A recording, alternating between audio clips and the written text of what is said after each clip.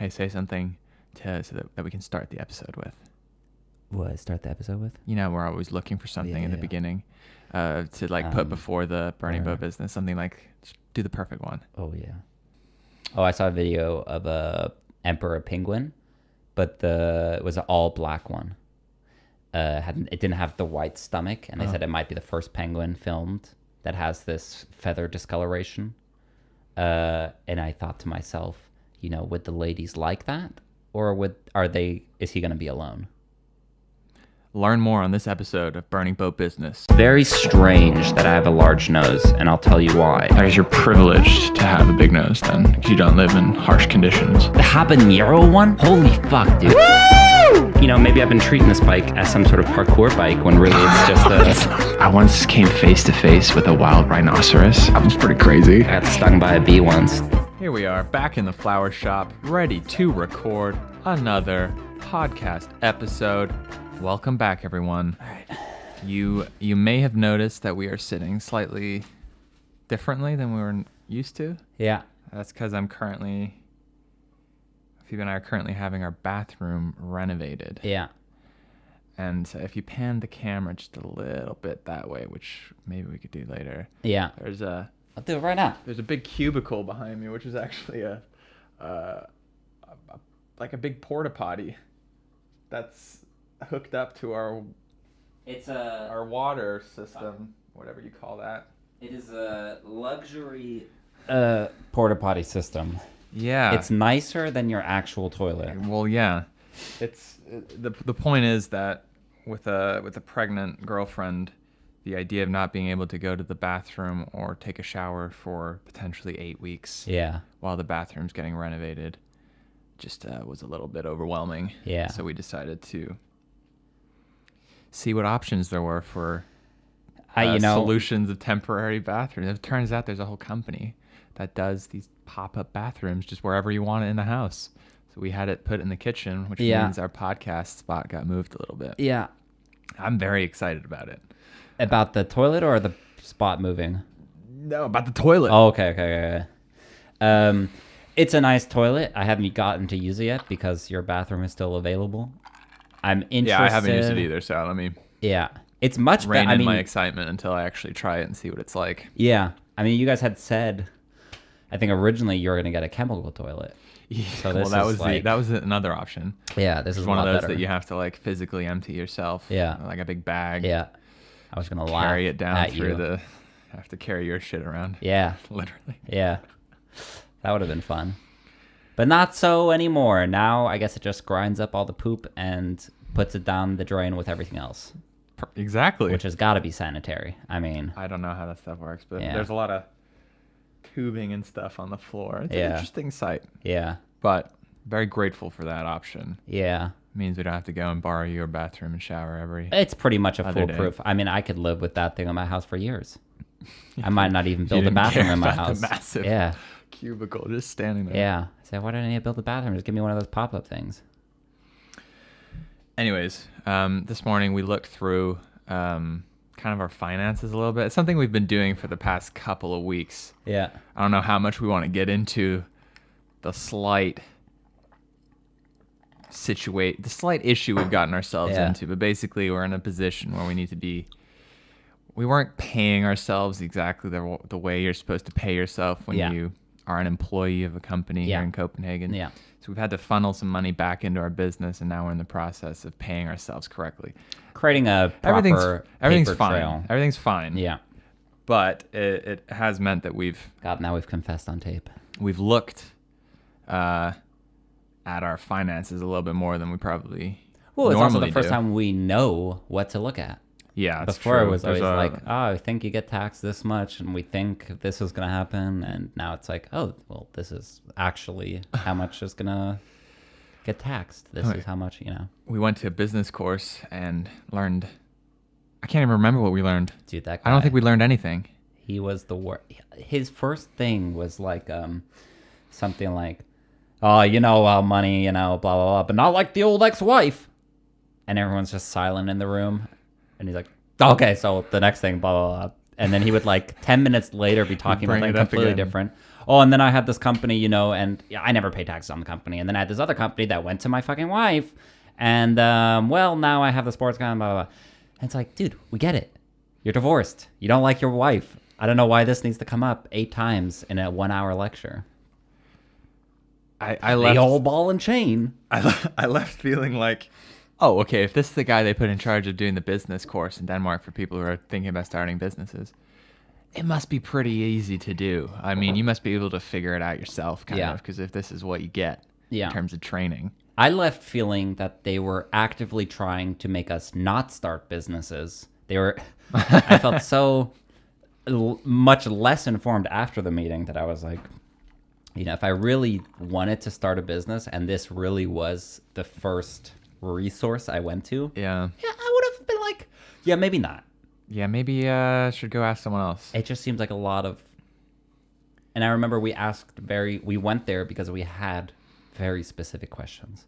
We had very specific questions that needed answering, because to start a business, there's certain things where it's like, well, you know, how much capital do you have? What is your nominal value versus your whatever value? So we just asked him like, hey, what's nominal value? Like, we need to fill this out. Yeah, he's like, what did he say? He said something sneaky. He kept on saying like, oh, we don't have time to cover everything. Yeah, you know, I could do a whole lecture on nominal value. Right. I'm like, okay. I was like, well, it's part of the form you have to fill out if you want to apply for a CVR number. And he's like, well, I have to look into that.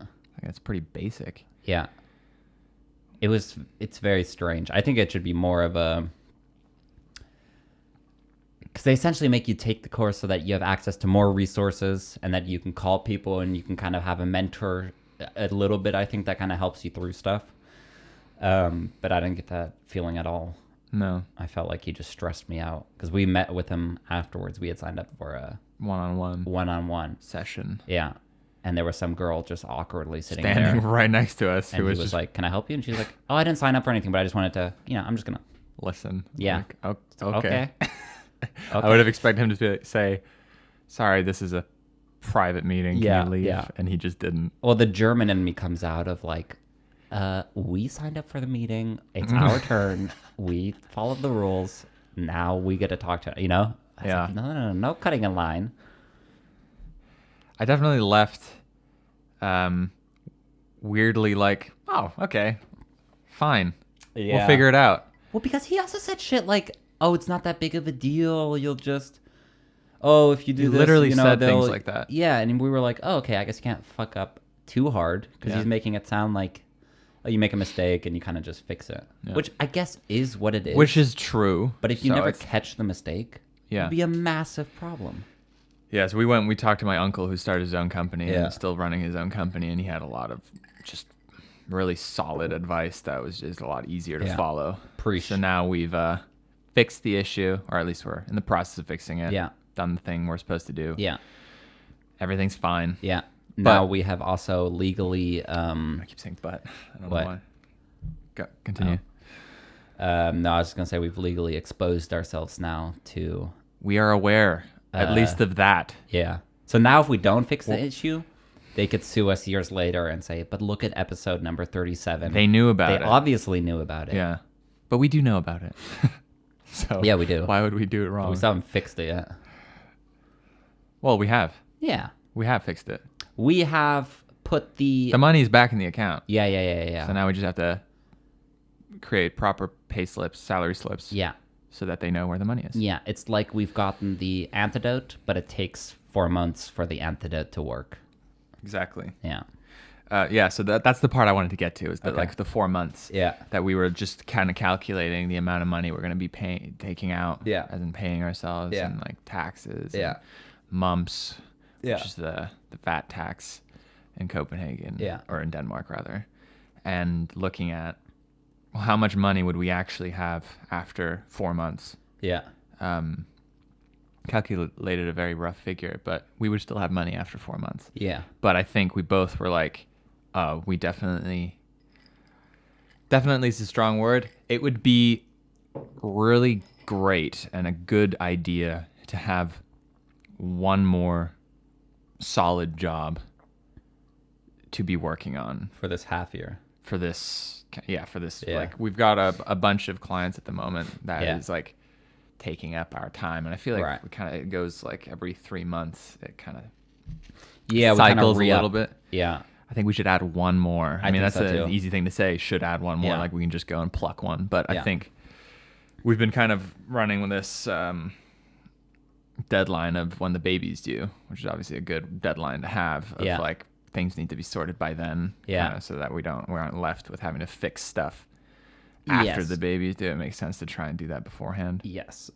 So that's kind of what I mean. Like it would be, I think, great to have one more client to be working with, at least have started working with them before the baby's due. Yeah. That we should definitely try and make that a priority. Yeah. But it's not like we haven't been looking for more. Oh, I think we've kind of been.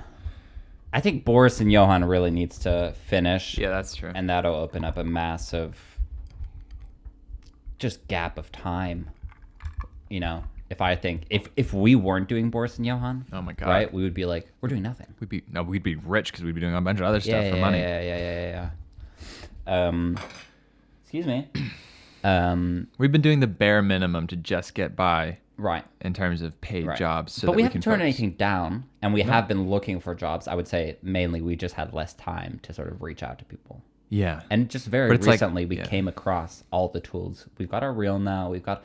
Yeah. It took us a long time to get to that point where it now feels very easy to go out and just say, "Hey, sushi restaurant, do you need a video? Here's a reel." You need a video, sushi restaurant. Let me tell you about us. Yeah. Take a seat, buddy. Yeah. This is your restaurant? Well, let me serve you some food.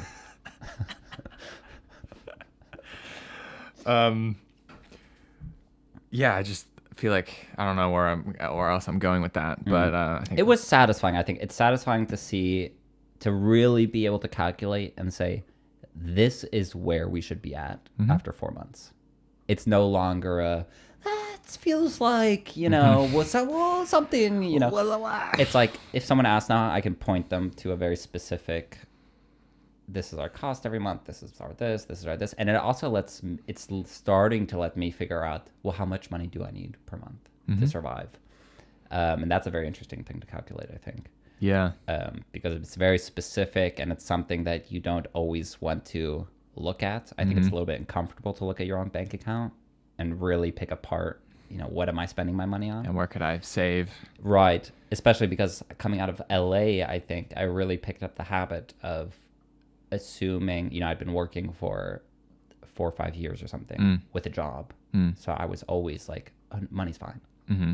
It's never a question. Yeah. I'll always be fine with money. Yeah. And now it's, again, coming back to like, that's not fine. It's not bad. Yeah. But I can't afford not to think about it. Yeah. Which is a pleasure I had before, maybe.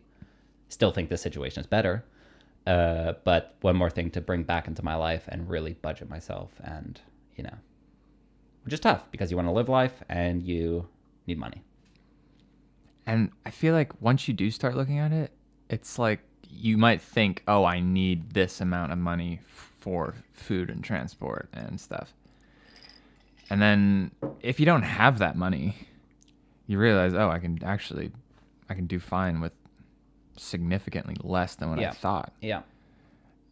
And then I guess it's the discipline of doing that when you do still have the money so that you start to save a little bit. You're not constantly going from... Right.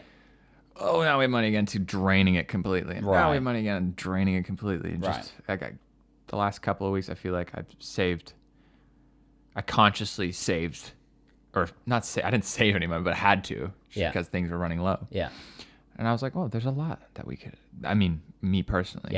Could just shave off a little bit here and there. Exactly. I think that's a good practice. It's like the smallest things make a big difference. Yeah. I feel like the same with Patreon. Just the smallest little amount is just, it adds up over time. It makes a difference, especially when it's like on top of what we already have. Yeah. It's like, oh yeah, that as well. Yeah. That's a good, it just makes the small things count. Yeah. And I think also we should point out, I don't know how much we need to point this out, but I was talking to my mom about this yesterday, and it was really quite crazy to see, like, the amount of people that we could thank, because a lot of people have helped us and supported us with starting this company. Yeah. Right? Personally, I've been supported a little bit by my mom and my grandparents. Yeah. And I just sympathize for anybody who doesn't have that extra resource. Because it is kind of fucking crazy to start a company. I mean, there's so many things where I'm like, yeah, but we need the money now. Why do we have to pay taxes now? Why can't we pay at the end of the year? There's so many little things where I'd be like, we would just need a loan. I wouldn't really see a way around it. But that is how people start companies normally. It is. They start with getting a loan. I think we're in a very, very privileged situation where we stress don't me the fuck out. have a loan. Yeah. I mean, imagine how stressful that is. Your loan rides on your company being successful. Yeah. I mean, overall, I think it would be terrifying for our company not to make it, but it wouldn't be like I guess not paying back a loan wouldn't be life-ending either, but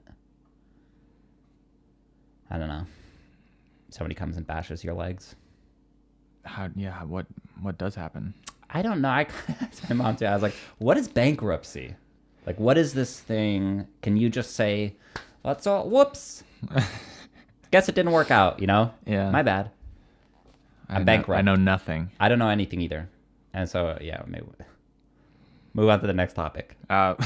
Well, last time I literally know nothing. It would all be pure speculation. Well, I want to spread false information. I think we should talk about, well, what can we do on Patreon?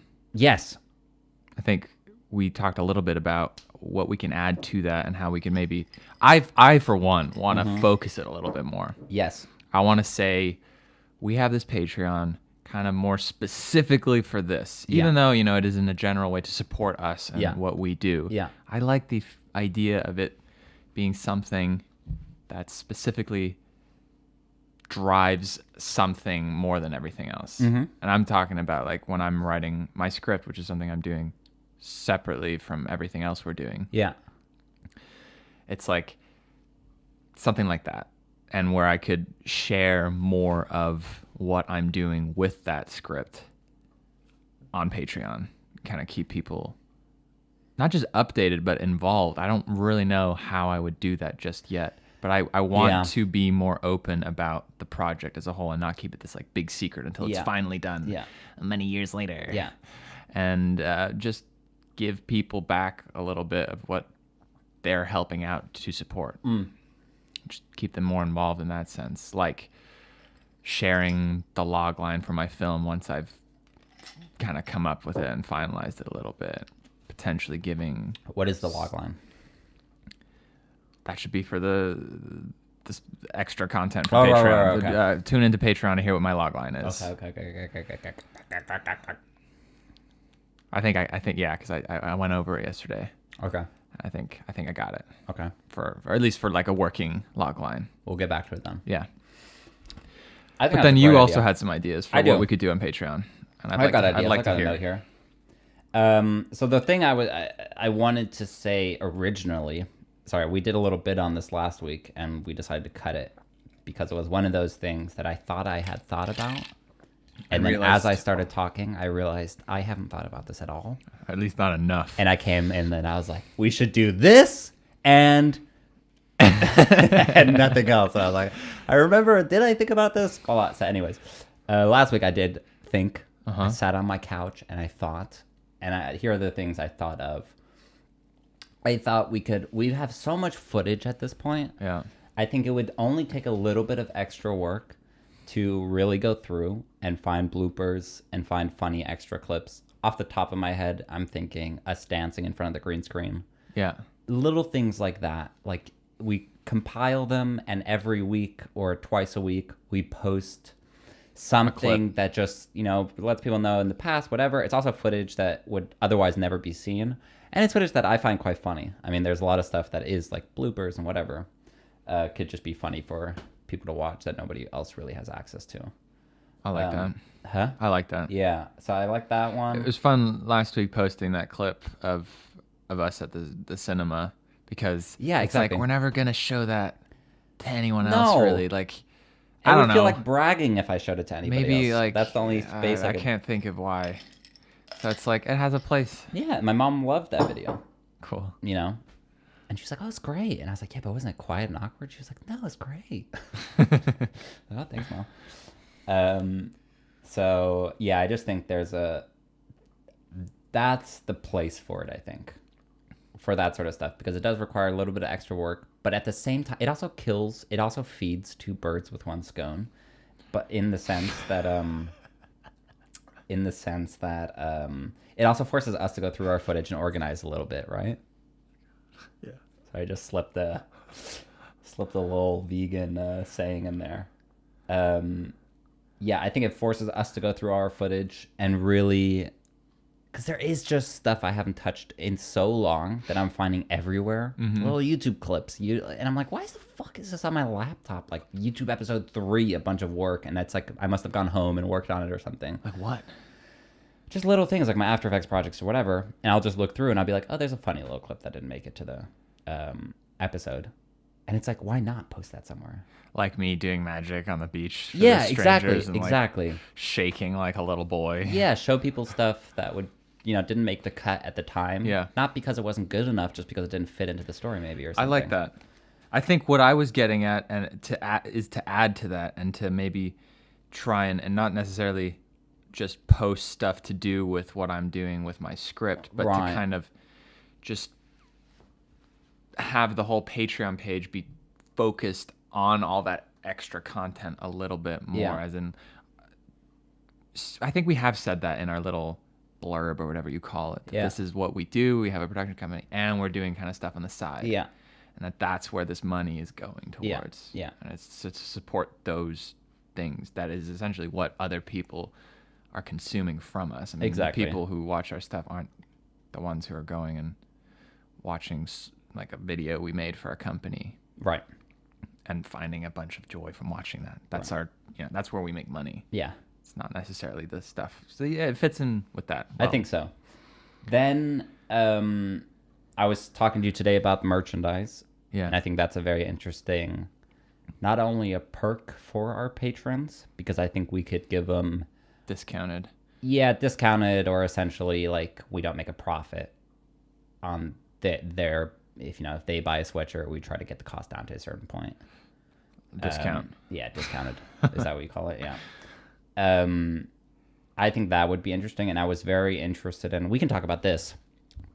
Merchandise in general is a very strange thing, because you're sort of spending money that people would maybe say, you don't have that money. You don't have that money to spend. Like as a young company. Until you have more profits before you start venturing into something else. Right. And it also feels, at the same time, I want to say, okay, but we make sweatshirts. It's not like it's a fruitless business. Yeah. We sell them and we get the money back, and we create a sort of thing on the profit. side as well that personally I'm very interested in, and I think would be fun to do. I really like the last time we did it. Yeah. I thought it was very... And get into it a little. Interesting and exciting. And because we also did have people say, I don't want to toot our horns too much here, but we did have people say, oh, where can I buy that? Yeah. And we were like... And we did we're say not ready. That if people said that, we would probably consider doing it for real and actually selling them and not just make like a handful. Right. So not like we're gonna go out and make 2,000. No. I think start very small. Maybe like but I was interested in the idea that we take the money from Patreon, let's say for a month or 2 months or whatever we need, and we limit it to that. We say that's the money. That is our budget for merchandise that will pay for, I don't know, 6 sweatshirts, 10 sweatshirts. We'll start with that. Then we'll sell the 10. We'll make some profit. We'll reinvest, and we'll do more sweatshirts. We'll do another round, or we'll do sweatpants, or we'll do whatever we're interested in at the time. So you only need the Patreon money once to get that initial order going. Yeah. And then that's how it really helps us. And then you use the profits from the first time, and then you put that back in. Right. And I think what's also interesting then is it's a little bit cyclical in the sense that, if the Patreon money helps us do something, I think it's nice for us to reward the people who helped us in the first place. So with, merchandise, that'd be a very nice circle of, well, you helped us start this thing, and now we can offer to you only to the patrons at a discounted thing, and then obviously to everyone else at like a regular price. I like that. I like that too. Thoughts. Then the last thing again, and this one is so ridiculous, but and I don't want to commit to anything here. But just ideas. Just ideas. The other ones we'll probably do those. Yesterday, I I brought all my hard drives home, right? And then I started tinkering around. I said, I'll do a little bit of a digital spring cleaning, move some stuff around. And then I get to Queen's Gambit, my college film. I said, oh God. And I looked at it and I said, well, let me just open it. Did you start editing it? And then I said, oh shit, I don't have Avid anymore. I only have Premiere. Personally, I don't know how to change an Avid project into a Premiere project. So well, let me just open Premiere. Let me just bring in the footage. I just want to look at it. I ended up syncing the whole thing. Like all the footage, right? 3 days worth.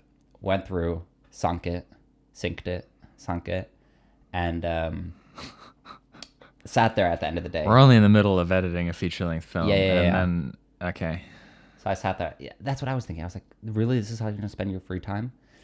But that was the one thing that let me relax from Boris and Johan. Because everything else I'm doing, I'm still thinking of Boris and Johan. I can't really, that was the thing where I went into another product. I did something completely different. It was very satisfying. It didn't really get to the point of like, well, I want to be away from the computer and all that stuff. Maybe I still need to figure that out. But there was something so satisfying about it. And in my head, I said, okay, I'm happy that I've set it up because now when motivation strikes, I can just go on the laptop and it's no longer like I can't work on this. I'd have to do all this work to get started. It's like, it's there now. I can tinker around if I want to. I don't have to. And I thought it would be interesting because it's something I really don't care about too much in terms of like, it's so long ago.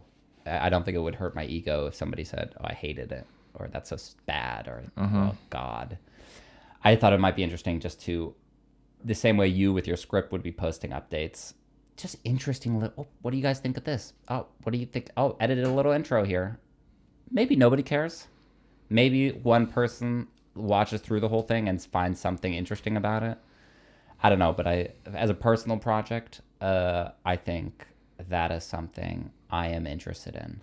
So I found out that my interest is also my job. Way! Well, that's good. That's lucky. You knew it all along. You just had to think about it a little bit. What if Queen's Gambit is over, or Boris and Johan is over, and work on your thing? Yeah. In my head, what comforted me is that I could work on so many things. There's so much, because it's very different editing that than it is Boris and Johan. That is just fucking around, put this here, put this there, see what happens, blah, blah, blah. There's no pressure, right? It feels very free. Yeah. The same way editing my family videos would feel very free. Yeah. I'm not trying to edit the best edit that could possibly come out of it. I'm just trying to have a little bit of fun with it. It is fun. Right. When there's not that like pressure of it having to be really good. But I think that's the thing. On Boris and Johan, the pressure is super high.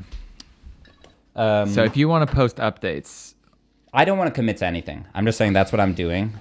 I'm definitely down with the extra clips and the merchandise. I don't know. Maybe somebody let me know if that's something. I'm going to be doing it anyways. I just don't want to clog up people's feeds unnecessarily with something that really is quite far removed from Burning Boats. So I don't even know what the thing on that would be. Try it out and see. Yeah. But because we'd both be doing the extra clips and we'd both be doing the merchandise. Yeah. Then I'll be doing script updates. Yeah. And then you could be doing something else. It's just for fun. And the reason I also don't want to, because it's like, I know that so quickly that project could turn into, fuck this. Right. I'm just letting it be what it is. And when you said we have there's so many things we could work on. Like, we have the behind the scenes documentary. Yeah. We have the documentary that we've just started on me. Yeah. And we have But to me, all that stuff feels more like we should be working on it together. Yeah. Whereas there is something about, this film that's like, I don't feel bad working on by myself on it or something. That's true. Do you know what I mean? Yeah, that's true. But there is definitely that's a fair point, actually. Might be more higher priority things to be working on. It's not what I meant. I just meant when you think about it, there are a bunch of other projects we're still... Yeah. Just because Boris and Johan is the main thing, there's all these other things that we've begun. And I think it's good. You should be... Something nice about having multiple things going on. It's the way to go, because then when the main thing ends, Yeah. it's like if you reach your goal, Yeah. and you have nothing else what do you do planned, then? you have a moment of panic because, like, yeah, what do I do now? Yeah. So you always kind of want to be prepping the next thing. Yeah. And it's sharpening that knife again, you know? It's like we're doing so much of this one kind of editing. Maybe what I'm craving a little bit now is a different kind of editing. Something where we have a clapper and there's takes, Yeah. and it's very like, here's the shot. Here's shot 1A. We've got 8 takes of that. Here's shot 1B. We've got 7. You know, it's very much the opposite of Boris and Johan, which is maybe why I enjoyed it. Yeah, I mean, watching 30-minute takes that are completely different from one another does get kind of hard. Yeah. So those are all my thoughts for Patreon. Let us know if there's anything you guys want to see. I don't know how much more we have to offer. I think it's a good place to start. Yeah. Alrighty. So, this Iron Man thing is coming up. Is it? Scarily quick. Is it? Like, freakishly fast.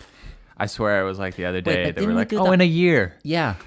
But didn't I do the cigarette bet with you with the Iron Man? Yeah. So is that coming up? Yeah, in July. I mean, it's still a couple of months, but in terms of training. No, I don't think I did mine then until no, September. we did it in like August. But we said, because I was like, oh, I want to run on my birthday, just because it's like a date I could think about. Right. And it's roughly a year from now, but it was actually like 11 months or like 10 and a half months. I see. When's your birthday again? July 7th. July 7th. But I've thought about it a little bit more, and I'm going to run on the 5th instead of the 7th. Yeah.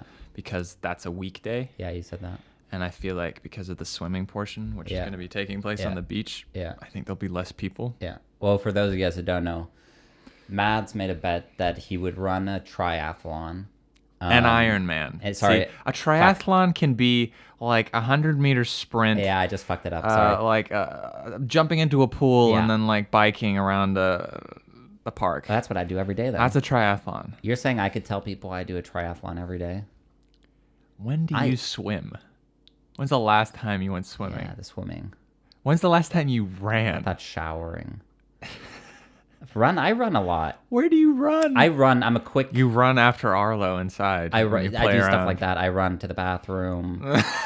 I'll sometimes run to the grocery store. Do you actually? Yeah, but it's like jog. 5 meters away. You jog. I was excited, like ooh, like that. Your bag's kind of like flopping. Oh, we're to buy dinner. Yeah. That's great. It's like when you're, when you're a kid and you get so excited about stuff that you like sprint to everything that you're doing. Yeah. It's like oh my god, I'm playing this video game. I'm gonna sprint to the bathroom. I'm gonna push as hard as I can. I'm gonna rip my prostate, and then I'm gonna sprint back. Like there's no time. I get right back, maximize. That's what you do here. Huh? Gotta get back to editing. Yeah. Yeah. Anyways, so you had said that you were gonna run an Ironman. Yeah. You had bet me that you would run an Ironman. Yeah. After you had your kid on your birthday, which is now gonna be 2 days before, but it's not a. It's not a race. It's not a planned. Well, I guess it is planned. It's not with other people. You're just running by yourself. Yeah. And there's just a solo thing. Yeah. So this is what I want to talk about. So I've been thinking a little bit about it, and not that I'm lacking motivation or anything. Yeah. But I, in the vein of like this whole, like, what's it called? Like accountability. Yeah. And then also just maybe I could do a little bit more with it than just running an Ironman for myself. Yeah. And like what I might benefit from it. Maybe I could try and turn it into some kind of charity run. Okay. And I was thinking about what could that be for? Like how would one do that? And I think it's quite a normal thing for people to put on like races and raise money. Yeah. I think you've probably done it when we were like in school. You'd go to like the field, and the week before you would have like gotten signatures from as many people as you could, and then however many field? Any field at your school. Just a field? Well, I remember when I was in like, I don't know, fourth grade, fifth grade, did like a charity run Yeah. where we got a form where we could go and we could get people at our They parents' pledge. jobs Yeah, to yeah, sign yeah, yeah, pledge. However many laps you do, you Yeah. pay €1 Yeah, per yeah, lap yeah, or yeah, whatever. Yeah. And then if you run 20, they have to pay 20. Yeah. Basically, that's the deal. Yeah. Here's the deal. Have man. you not done that at school? I did it once with jump roping. Okay. Yeah, I think it was that so 50 seriously. cents. Or no, you would say how much you wanted to give me per jump rope. Give you. Yeah. Well, no, it was Keep it for, to yourself. No. You gave it to the school at the end. And you had to do them in a row. And I think I did. I made so much money that I got in the told you to assembly, give some money they back. named my Oh, name, right. and I had to stand up and wave to everybody. And everyone's like, wow, that kid, Yeah. wow. See, this is the part about the charity stuff that I don't like so much. What? Is the like, The recognition. oh, I'm doing it so that I look good. Oh, yeah. But I like one of the things that really stuck with me when I started reading a bunch of like self-help books. Yeah, what is self-help? Self-help is just mispronouncing self-help. And especially people like Tony Robbins. Yeah. He would say that like one of the main things to do to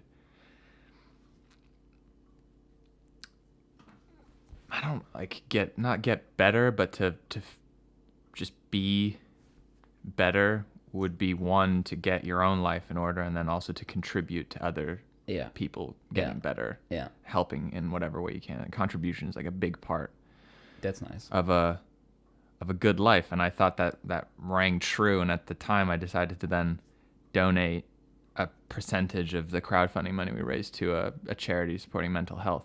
But then I haven't done anything since then. Yeah. And I was kind of like, maybe I could do something similar like that and donate a certain amount myself, and then say if anyone wants to match me, if I finish this thing, Yeah. then it'll all go 100% to a charity. I think there's a charity in Copenhagen called SINT, which means like mind or like mindfulness. Okay. Or like mental health, pretty much. Okay. I think that's a hard word to translate, but it's a mental health charity. Okay. And I'm writing a film about mental health. I Yeah. feel like it all kind of fits a little bit. Yeah, totally. So that I was just something I hadn't considered before, and I felt like, well, that's a pretty easy thing to maybe do. Yeah. And that something that might be fun is thinking of a way to, if people do want to participate and match me, is to like keep them updated during the whole thing, like figuring out some kind of like whether we could Tracking system.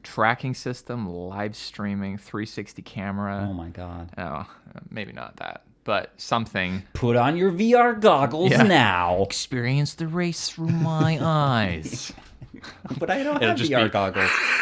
All right, the water. everybody. Match Mads' payment. Everyone buy a new Samsung and that Sponsored VR by goggle Samsung. headset. Yeah.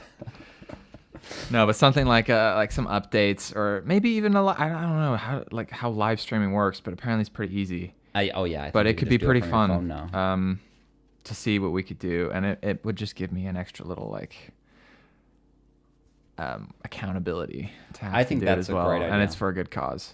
As long as it's for a good cause, sign me up, Buttercup.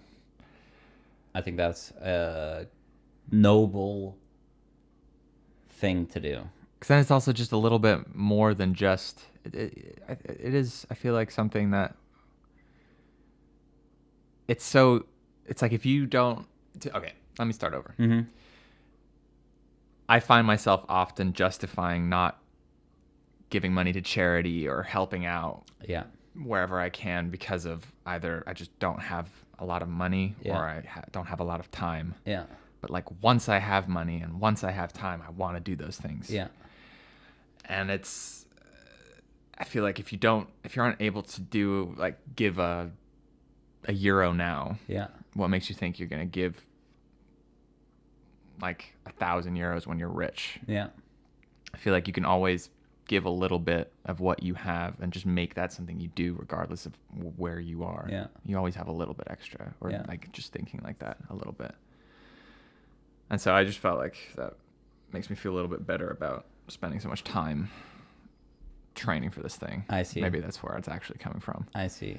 No, I think it's and I think it's one of those things that you just have to tell yourself to, like, I'll be the first one to point at myself. I think for months now, probably almost a year, I've been saying I want to do something. Yeah. Nothing like a charity run, but I did say I wanted to help out at an animal shelter or do something. Mm-hmm. Have I? No. No. Apparently, I've found editing old college films to be much more rewarding. So I think it is one of those things. You just got to do it. Yeah. Because I have a million excuses in my head, you know, and it's like, yeah, but they're not valid. And the although I find the Tony Robbins thing, I think what did he say? Give 15% of your income to charity. Yeah, or maybe 10%. 10%. Just like as a rule of thumb. Yeah, that's like where it came from. I agree with it and I disagree with it simultaneously. Yeah. You know, I see. I don't want to say I see or understand both sides, but I empathize with both sides. That obviously, you know, it's one of those things where it's like, well, if you give that money to charity, you will find a way to live without it. Yeah. Most likely. And it'll make you feel better as a person. Right. And it'll just... And if you believe in karma, it's going to come back to you somehow or whatever. That's the whole thing. Right. Then the other thing in karma, but, is like when your bank account's down to, you know, I think mine's going under 500 kroner now. Mm. It's like, well, I'm glad I didn't do that. And I guess the argument would be, well, you would have figured something else out then, Taylor. Well, if you start by giving them out, not at the end. No, I know, but you do get to points where you're like, damn, I'm low. Yeah, you know, and okay, we would have probably figured something out. Yeah. But what would have that would that have been me asking my mom or my grandparents for more money? What would have that necessarily been? Of course, I would have figured it out, and ultimately, that money would have still gone to something good. So I don't really think it's a good. Argument, but it is a weird thing to think about. I think it is a good analogy, because that's where what I was trying to say came from, exactly from Tony Robbins. He said, if you can't give $1 out of your $10 paycheck, what makes you think you can give 100,000 when you're a millionaire? It's the same amount. It's percentage-wise, yeah. Yeah. But I would say, to the person who's making no money right now, $10 is also a bad example. Not to do something now. Just catch yourself when you are making money. Yeah. You do have, you know, disposable income that you try to spend some of it in. For example, right now, I would say I'm usually much more generous with my money than I am now. Mm. And that's changed because of the situation of starting the company and everything. Yeah.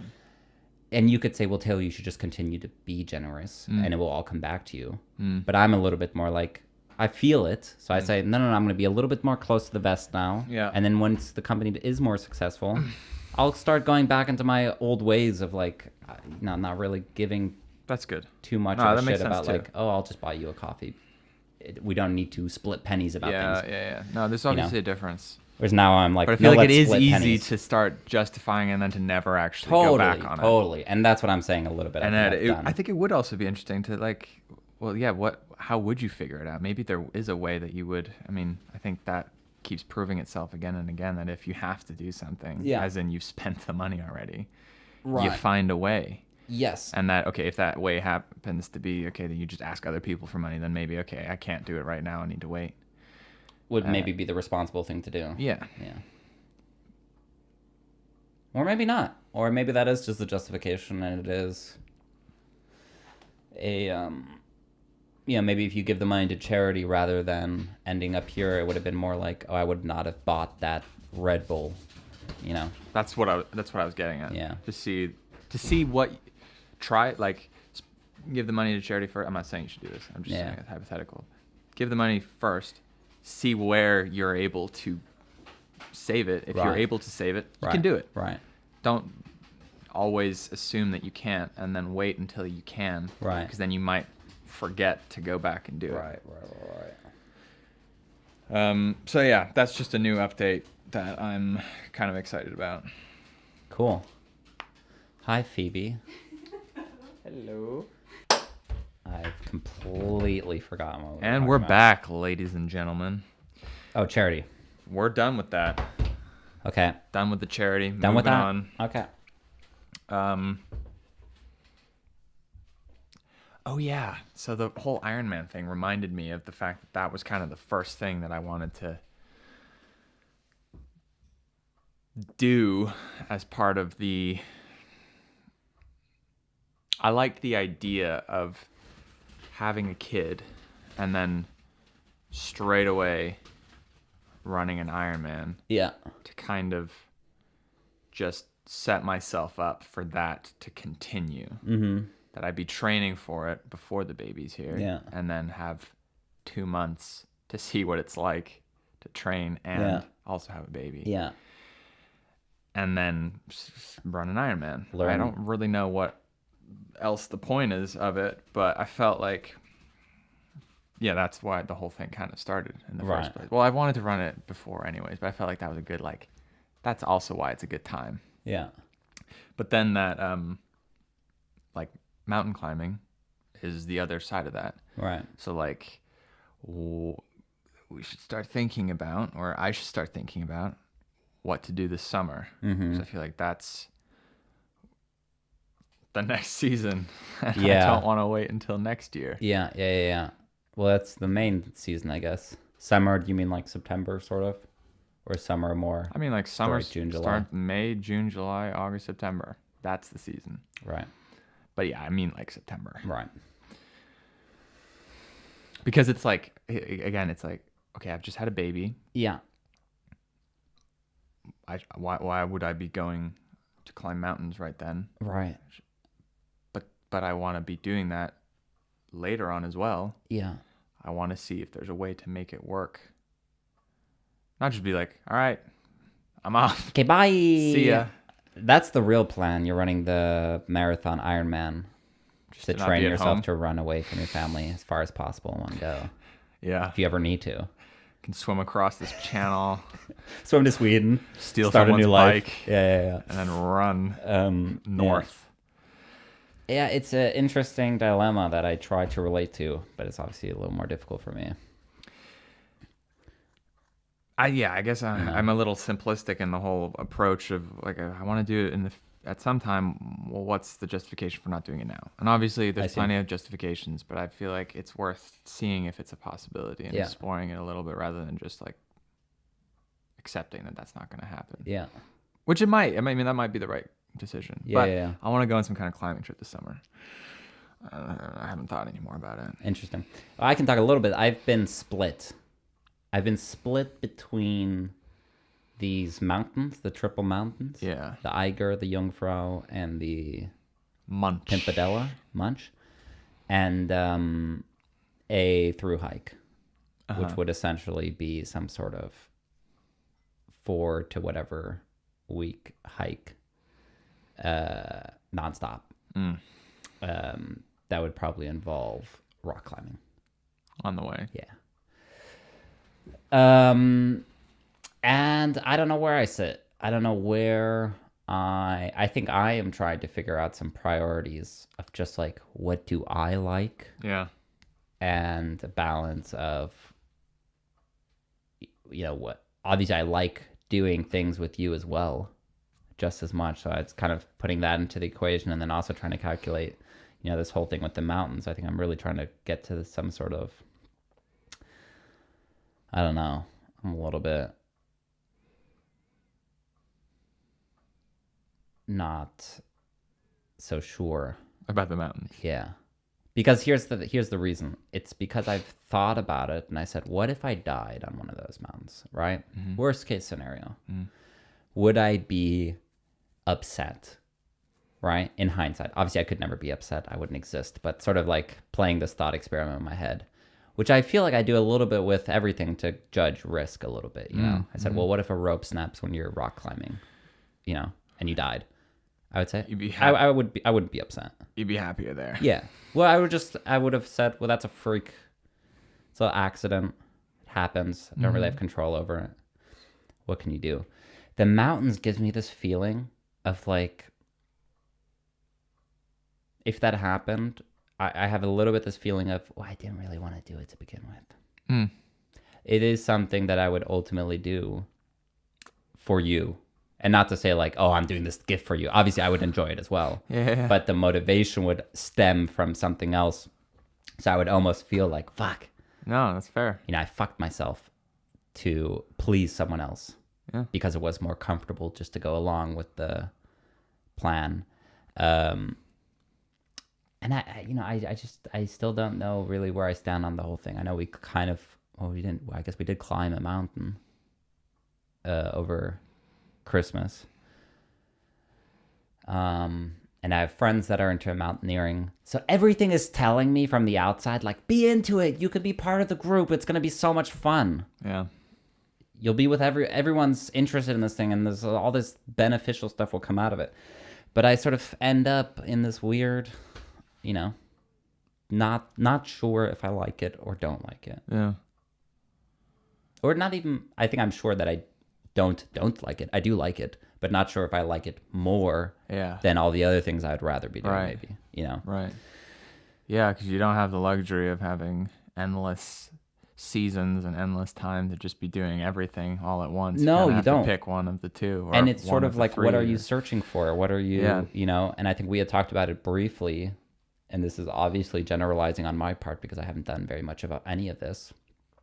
But I was saying that the mountains is a very quick thing. It's we'd go for maybe a week and try to climb as many peaks as we could with those three. It's kind of what we had talked about. Which is very satisfying for a very short, period afterwards.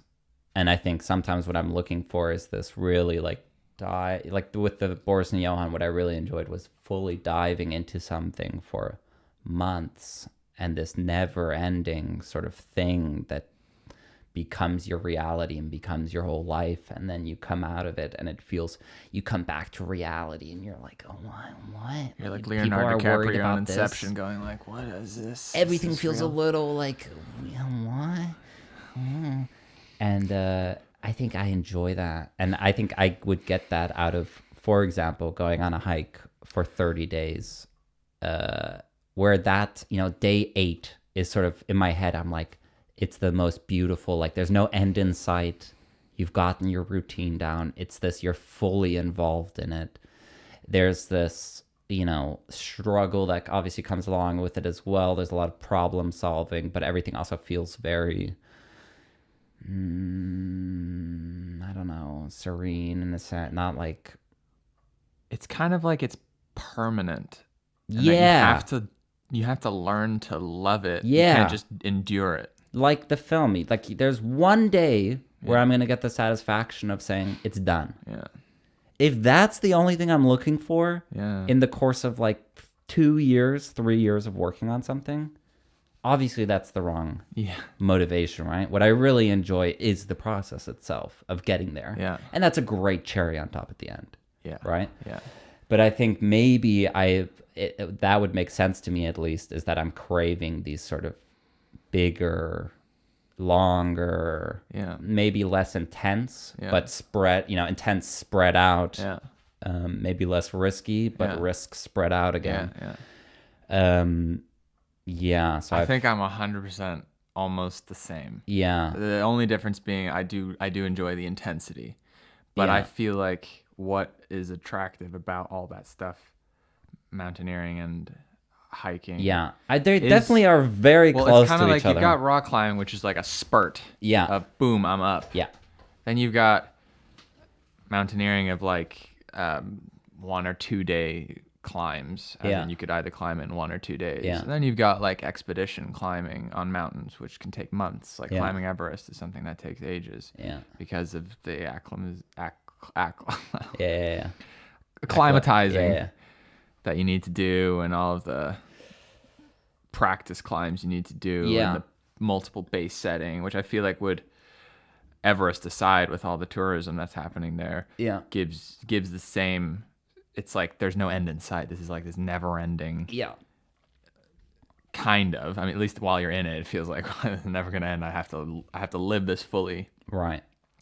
That is what excites me about it, and I think, on the same level excited about the idea of doing through hikes. Mm-hmm. But that in the situation I'm in, it's also a lot more difficult to consider just the amount of time obviously it would take to do that, and that climbing some mountains gives me at least a little bit of it. Yeah. And so that's what I'm drawn to. Right.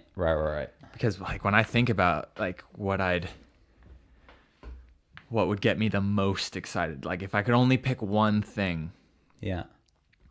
it would be the stuff that takes the longest. Yeah. Like weird stuff like walking across Antarctica or Right. We had said even like sailing across the Pacific or whatever that is, whatever that sort of, I think maybe walking across Antarctica, I wouldn't be that interested because that would almost be a endurance race. That's what I meant by the intensity part as well. That part of the suffering does excite me as well. Right. But I would like be what fully you on learn board from yourself when you're going through something that intense and that hard. Yeah. But there's really not any pleasure. You have to start like the smallest things start to become things you have to draw on. Yeah. Drinking water becomes the highlight of your day. Yeah. It's like you learn something. Yeah. Not that I've gone through that, but I've gone through like just this fraction of experiences like that and see what it does. I can only imagine what it would do on a larger scale. Right.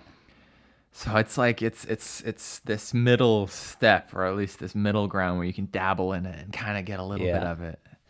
And I think it's a bit of a innate feeling too, which is weird. This thing of like, well, why would you want to?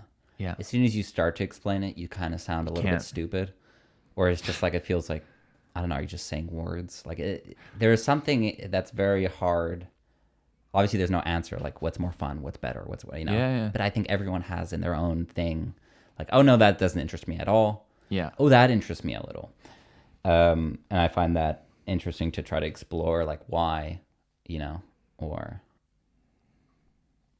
are you scared of something, or is that a reason to confront it, or is that a good fear for you because there is something, or I don't know. I feel like there's a lot of, and I also wonder sometimes, the thing with the mountains is I feel so unexperienced that I think that has a lot to do with it as well. I mean, that would make sense Yeah. that it had something to do with it. Right. And that doesn't mean that that's at all what it is. But it'd be very different. For example, I was trying to think, I was like, what would it be a situation where I'd be like, yeah, I'm there immediately? I think would be something like if you had been climbing for 30 years and were this really like, you've done it forever, right? Mm-hmm. And I have this sort of like, oh, okay, I'll spend 2 months with you in the mountains and learn all this stuff and learn how to climb and blah, blah, blah. Like that would interest mountain me. climbing. Yeah, exactly. But the sort of like, let's do a couple peaks very quickly. I think it goes back to the thing of like, I really just don't feel like I know that much. And I think the knowledge would build itself over many different things. So like me going rock climbing, I think would ultimately be learning how to climb rocks on mountains, obviously, as well. I mean, it's not far from the same, but that sort of feeling of I'm relying so heavily on you for safety and what we're doing. And yeah, it's definitely it not just the feels best like way to if that's how you feel. Yeah. To go and Right. to feel like that. I think I would not be comfortable if you decided to go feeling like that. I feel like Yeah. I'd say, well, if you want to go, please feel more comfortable In the mountains. Yeah. Yeah. Whether that's just by like you figure it out, like how you want to feel more comfortable about it. Yeah. Or do something else. I think that's the or do something else. That's a sad reality. Or it's not even sad. I don't know if The only not- reason I find it sad definitely is not because sad. some of my best friends I would consider like you and Lily and stuff are really into mountains. So it's just a little bit like, oh, I want to be part of the club. Who also likes, and the more I look into myself, I thought, well, maybe that just isn't there. Yeah, I mean, What are you gonna do? it doesn't make me that sad to think about. Yeah. I mean, sound like It's an just asshole. something. It's not sad. It's just like I could see how excited you are about it. Mm-hmm. That it the easiest thing would just to be, yeah, let's do it. I'll go along with you, blah, blah, blah. I think it's a little bit not sad, but Yeah. Well, I'm not gonna lie. It definitely would be easy and convenient if More you fun, happened maybe. Yeah. to be super into it as well, and Right, I'd never right. have to look for a climbing partner. Right. And it would just always be, all right, yeah, let's do it. Yeah. It takes a little bit more, but obviously, that's something you can easily Figure out. find find someone else who might want to do it. Yeah. For the same reasons or in the same way that I do. Yeah. Yeah. And that might change. I think that's just, I'm really trying to think and be that's good. Clear about why am I doing something? What is my motivation? Is it just to please someone else? Is there something I would rather be doing? If I am scared, why am I scared? Is that a good fear? Or should I confront that fear? You know, if someone else was in my situation and I saw them doing what I'm doing, what would I think? All that sort of, you know. It's easy to not think about those things sometimes and just go along with everything that's happening. Yeah, especially when it's like an adventure and it's like, oh, it's just fun. It's just a little, you know. But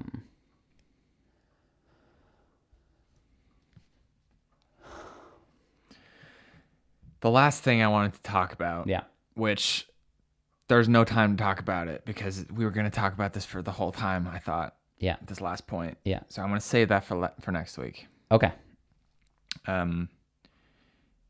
Well, just give us a taste. Well, you brought it up briefly, and I was very close to segueing to it, but I was like, oh, we got all these other points first. What? Well, I wanted to talk about veganism. Okay. Because I find it to be something we have the most interesting conversations about. Yeah. But I feel like there's not enough time to get into it, and it'd be a shame to put it at the end. It would be a shame. So I think either leave it for next week or we could do it for the Patreon. Yeah, but I want to talk about my goddamn log line. Right. Don't deny me of this. Yeah. And we'll see you next week on Burning Boat Business.